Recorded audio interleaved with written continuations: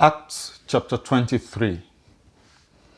Paul looked straight at the Sanhedrin and said, "My brothers, I have fulfilled my duty to God in all good conscience to this day." At this the high priest Ananias ordered those standing near Paul to strike him on the mouth. Then Paul said to him, "God will strike you, you whitewashed wall. You sit there to judge me according to the law, yet you yourself violate the law by commanding that I be struck." Those who were standing near Paul said, "You dare to insult God's high priest?" Paul replied, "Brothers, I did not realize that he was the high priest. For it is written, 'Do not speak evil about the ruler of your people.'"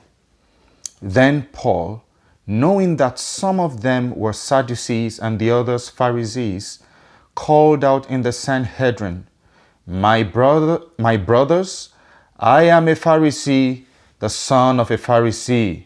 I stand on trial because of my hope in the resurrection of the dead." When he said this, a dispute broke out between the Pharisees and the Sadducees, and the assembly was divided.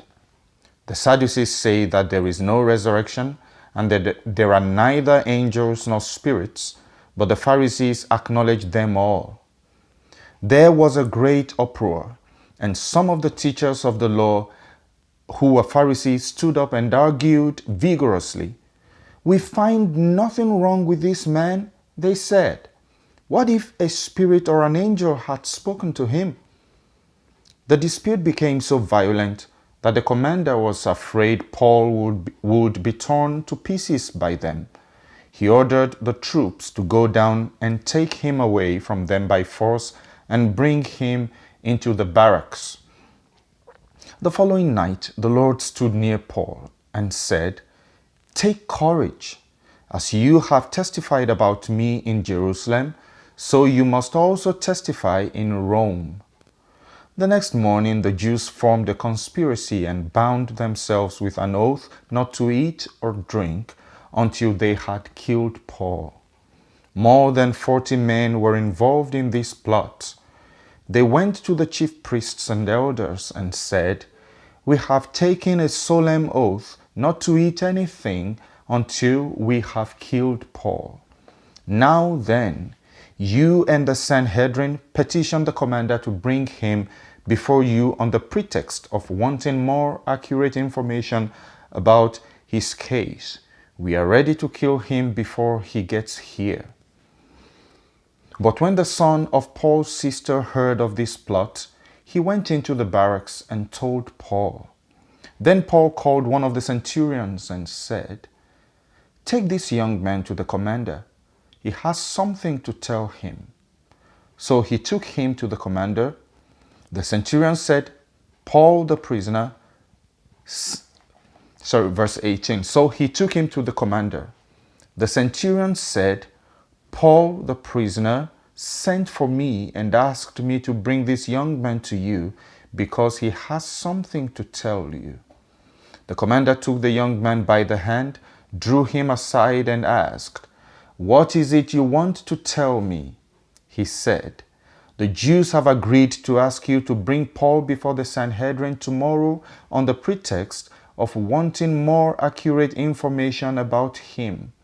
Don't give in to them, because more than 40 of them are waiting in ambush for him. They have taken an oath not to eat or drink until they have killed him. They are ready now, waiting for your consent to their request." The commander dismissed the young man and cautioned him, "Don't tell anyone that you have reported this to me." Then he called 2 of his centurions and ordered them, "Get ready a detachment of 200 soldiers, 70 horsemen and 200 spearmen to go to Caesarea at 9 tonight. Provide mounts for Paul so that he may be taken safely to Governor Felix."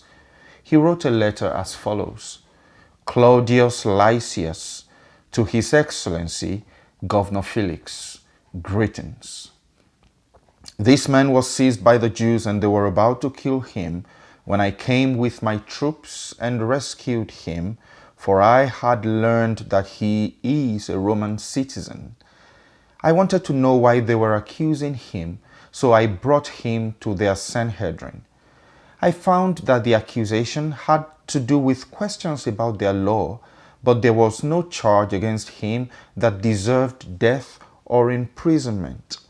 When I was informed of a plot to be carried out against the man, I sent him to you at once. I also ordered his accusers to present to you their case against him. So the soldiers, carrying out their orders, took Paul with them during the night and brought him as far as Antipatris. The next day they let the cavalry go on with him, while they returned to the barracks. When the cavalry arrived in Caesarea, they delivered the letter to the governor and handed Paul over to him. The governor read the letter and asked what province he was from. Learning that he was from Cilicia, he said, "I will hear your case when your accusers get here." Then he ordered that Paul be kept under guard in Herod's palace. Amen.